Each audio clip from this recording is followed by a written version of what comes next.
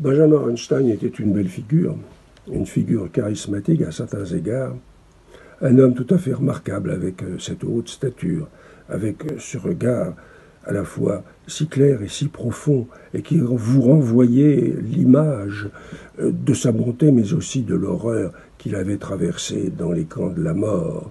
Et au-delà de cette horreur-là, peut-être le tragique de notre condition humaine, le tragique de l'histoire de l'humanité. Comment ai-je été amené à le rencontrer? D'une manière très simple, puisque sitôt arrivé à Lyon comme recteur, j'ai eu à cœur de m'atteler à un dossier qui me semblait de première importance, à savoir le dossier de l'enseignement de la Shoah. J'avais la conviction, et je l'ai de plus en plus, que la mémoire est une chose friable, précaire, labile, et je pensais qu'il fallait consolider dans l'esprit des jeunes ce qu'avait été le drame absolu de l'extermination des Juifs. J'ai donc été, de la sorte, amené à me rapprocher de la communauté juive, qui m'a fait un excellent accueil. Et c'est ainsi que j'ai rencontré Benjamin qui a d'abord été un interlocuteur, puis un partenaire, et qui est devenu assez rapidement, très rapidement devrais-je dire, un véritable ami très proche. Et amis, nous le sommes restés jusqu'à la fin. Nous tutoyions, nous avions des échanges téléphoniques extrêmement fréquents.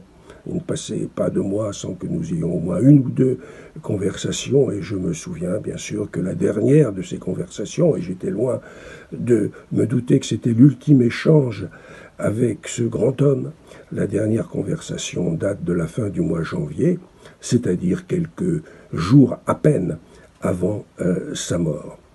Les souvenirs que j'ai de lui sont nombreux et variés, souvenirs personnels pour beaucoup, souvenirs plus officiels, plus solennels, comme ce jour de mai 2006 où je lui ai remis l'insigne de chevalier des Palmes académiques qu'il a reçu avec beaucoup d'émotion, et je dois dire que celui qui lui remettait cet insigne était au moins aussi ému et pétri de respect que lui.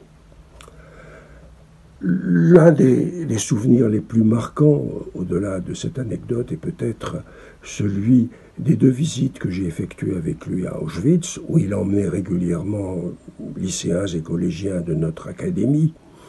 Et je n'oublierai jamais la façon dont, au fur et à mesure que se déroulait son récit, les larmes montaient aux yeux de ces jeunes filles et de ces jeunes gens. Il y avait quelque chose de profondément pédagogique chez Benjamin qui faisait que, créant d'abord l'émotion, il savait en extraire le raisonnement et puis la mémoire. Son action, je pense, sur l'esprit des jeunes de la région lyonnaise a été à cet égard irremplaçable. En quoi le combat de Benjamin Hornstein a-t-il pu m'inspirer? Eh bien, précisément en ce qu'il était un combat. J'ai moi-même, lors de mon séjour lyonnais, été dans l'obligation de conduire quelques batailles. Et l'une d'elles, peut-être que 2 ou 3 personnes s'en souviennent encore, mais je connais la fragilité de la mémoire. L'une de ces batailles est celle que j'ai menée pour éradiquer, dans toute la mesure du possible, une citadelle de négationnisme qui venait singulièrement gâcher le paysage universitaire lyonnais.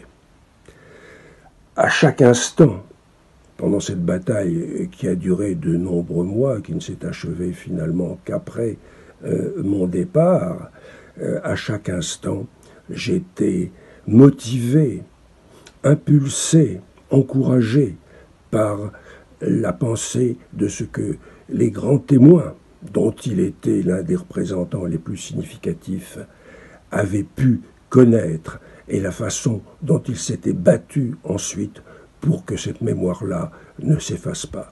Si bien que le jour funeste où j'ai appris sa mort, ma première pensée fut une pensée de gratitude. Merci Benjamin Hornstein pour ce que tu as fait, pour la mémoire, pour la justice et pour la France.